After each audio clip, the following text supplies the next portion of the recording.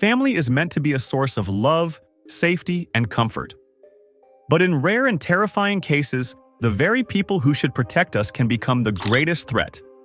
Today, we explore the horrifying stories of serial killers who turned against their own families.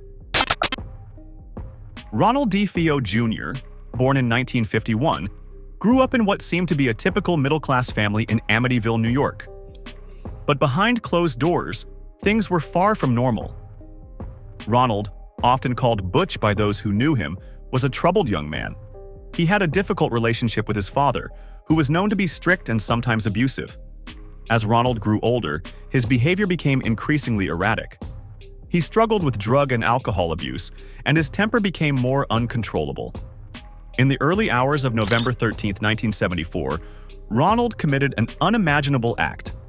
Armed with a rifle, he went from room to room in his family's large Dutch colonial house, shooting and killing his father, mother, 2 brothers, and 2 sisters as they slept in their beds. He later claimed that he heard voices urging him to kill his family, but his motives have always been a subject of speculation. The murder of the DeFeo family shocked the nation, but what made the story even more infamous was what happened after the murders. The house where the killings took place became known as the Amityville Horror House, believed by many to be haunted by the spirits of the DeFeo family. The story inspired books, documentaries, and a series of horror films, but the real horror was the tragic loss of 6 lives at the hands of someone they trusted. Ronald DeFeo Jr. was convicted of 6 counts of second-degree murder and sentenced to 6 consecutive life sentences. He died in prison in 2021, never fully explaining why he committed such a heinous crime against his own family. The case remains one of the most disturbing examples of a family destroyed from within. Christopher Porco grew up in a loving family in Del Mar, New York. His parents, Peter and Joan Porco, were well-respected members of the community, known for their kindness and generosity. Christopher, the younger of 2 sons, was described as a bright and charismatic young man, but beneath the surface there were troubling signs. As a teenager, Christopher began to show a darker side. He had a history of lying, cheating, and stealing, even forging his parents' signatures to take out loans in their names. Despite these issues, his parents continued to support him, hoping he would eventually turn his life around. But on November 15, 2004, Christopher did something that no one could have imagined. Early that morning, he drove to his parents' home while they were asleep and brutally attacked them with an axe. His father, Peter, was killed instantly, but his mother, Joan, miraculously survived, though she was severely injured. After the attack, Christopher calmly returned to college, pretending nothing had happened. However, the police quickly focused on him as a suspect. Despite his attempts to cover his tracks, including lying to the police and tampering with evidence, Christopher was arrested and charged with the murder of his father and the attempted murder of his mother. The case shocked the nation, not only because of the brutal nature of the crime, but also because of the cold and calculated way Christopher carried it out.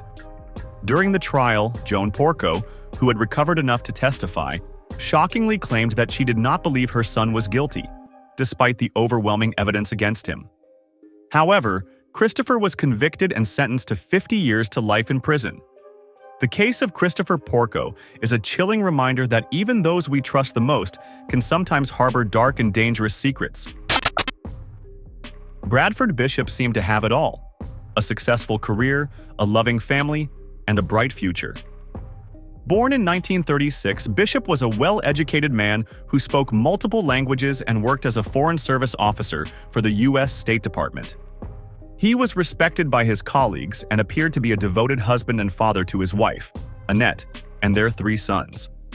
But in 1976, Bishop's life took a terrifying turn. On March 1, 1976, Bishop left his office in Washington, D.C. early, complaining of feeling unwell. Instead of going home, he drove to a hardware store where he purchased a hammer, a gas can, and a shovel. Later that night, in their home in Bethesda, Maryland, Bishop used the hammer to brutally murder his wife, mother, and 3 sons as they slept. After committing the murders, Bishop loaded their bodies into the family station wagon and drove over 200 miles to a remote wooded area in North Carolina. There, he dug a shallow grave, placed the bodies inside, and set them on fire. Bishop then vanished, leaving behind a trail of horror and mystery. Despite a massive manhunt and being added to the FBI's 10 most wanted list, Bradford Bishop has never been found. Over the years, there have been numerous reported sightings of him across the globe, but none have been confirmed.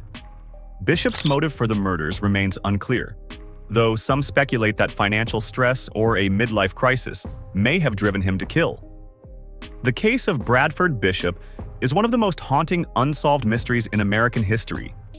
It's a chilling reminder that even those who seem to have everything can be hiding dark and deadly secrets.